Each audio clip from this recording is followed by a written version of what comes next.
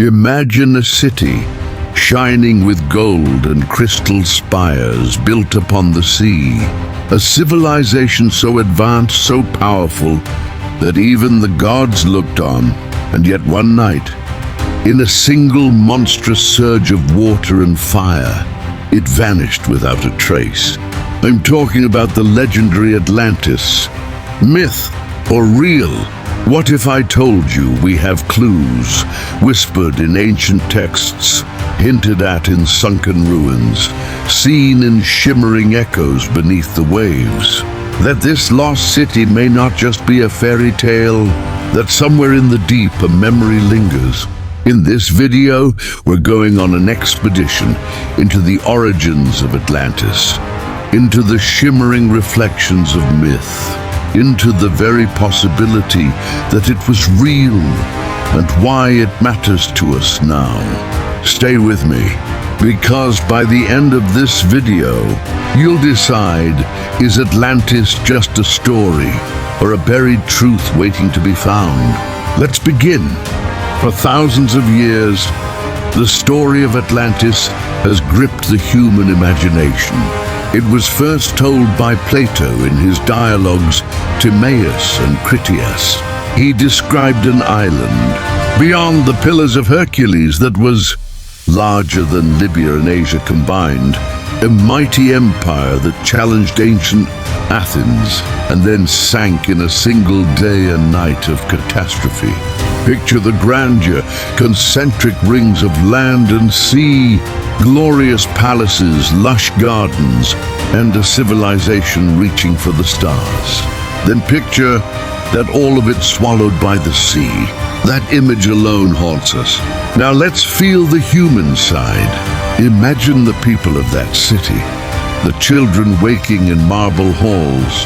The artisans carving gems in the light of 1,000 lamps. The sailors gliding across a shimmering harbor. And then one distant rumble. The water recedes. The sky turns red. A roaring wave.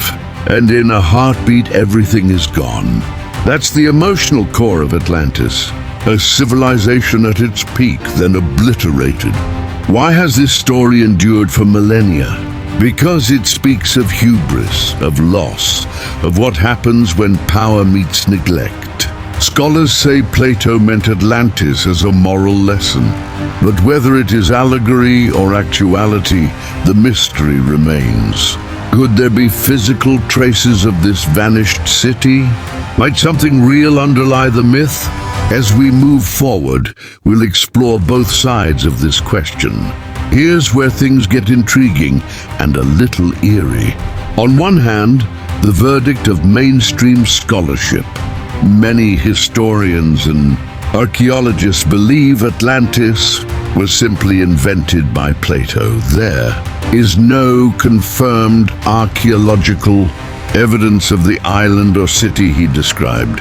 One Reddit historian put it bluntly, if an empire like the one Plato describes existed, we should know from archaeology.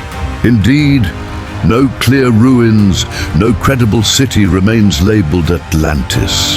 And yet, on the other side, there are clues, hints, anomalies. Consider the volcanic eruption on the island of Santorini, ancient Thera, about 3,600 years ago. A highly advanced Minoan civilization was being impacted. Some say this event echoes the cataclysm in the Atlantis story. Then consider the wider myth. Civilizations across the world remember floods, sunken lands, cataclysms. Could they all stem from one single event or from the memory of one lost city? Some researchers suggest yes. And what of the countless theories of location? Off the coast of Spain, in the Mediterranean, near the Canary Islands, even Antarctica, people have looked everywhere. The tension builds. If there's nothing there, Atlantis remains a myth. If there is, what would it mean? Let's zoom in for a moment on one dramatic theory. Around 9600 BC, as Plato himself said, Atlantis sank.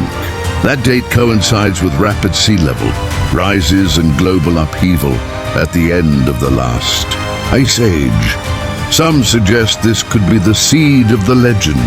Imagine ancient mariners, or perhaps priests, seeing coastlines vanish, entire islands swallowed by rising seas. What story would they tell their children? What myth would they create? Now imagine discovering a submerged city, columns half buried in sand, walls etched with strange glyphs, a palace still glowing in the pitch of deep water. The kind of discovery that changes everything. That's where we are now, in the murky space between myth and possibility. And so the tension tightens. Do we keep treating Atlantis as poetic metaphor, or do we dare treat it as lost history? I want to show you evidence that may tilt the scales. Not a smoking gun, and it's not definitive, but tantalizing. First, underwater cities are real. We know they exist. Sunken settlements in the Mediterranean and India show that once coastal civilizations were overwhelmed by rising water or seismic activity. Second, the core of the Atlantis story may reflect something very ancient. While Plato's dates don't align perfectly with known archaeological layers, the idea of a civilization destroyed by the sea resonates with what we know about climate shifts, plate tectonics, and ancient catastrophes. Third, a specific site, though unproven, has captured imaginations. Some point to the area beyond the Pillars of Hercules, the Strait of Gibraltar, as the region where Atlantis might lie. If an island there sank after a massive quake or flood, it could be the region of the memory. What if Atlantis wasn't one place, but many? What if Plato's tale fused real memories of different disasters, different lands into one mythic story, a composite of lost islands, vanished peoples and global flood lore? If so, the search for a singular Atlantis site might be missing the point. And if Atlantis is not simply a lost city, but a legend born from collective memory of many lost cities, then the meaning changes. What it leaves behind is not just ruins, but a warning. We move from was Atlantis a real city to what does the story of Atlantis tell us about human civilization, memory, catastrophe, and ourselves. We stand now at the edge of discovery and interpretation. The sea has swallowed Atlantis, or at least the idea of Atlantis. But in its depths lies something profound, a reflection of us. As we come to the end of this journey, let's pause and reflect. The story of Atlantis asks more than, was it real? It asks, what happens when a civilization loses its moral compass? When prosperity becomes entitlement? When nature remembers that even empires are fragile? In Plato's dialogues, Atlantis was the empire that dared to challenge the ideal city, Athens, and paid the price. Thousands of years later, the tale lives on, because we still fear the sea, the flood, the collapse.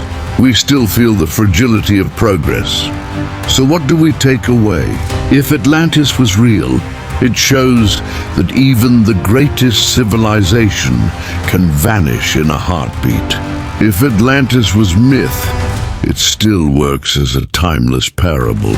And for you, yes, you watching right now, what does this mean?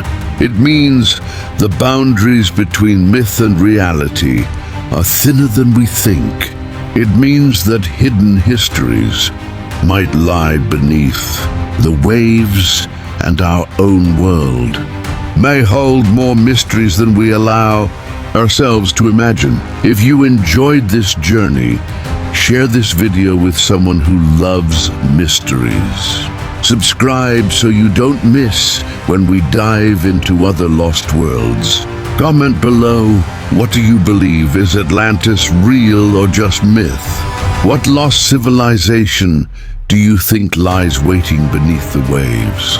And most importantly, keep looking, keep wondering, Because somewhere between sea and story lies the next great mystery. Thank you for exploring with me.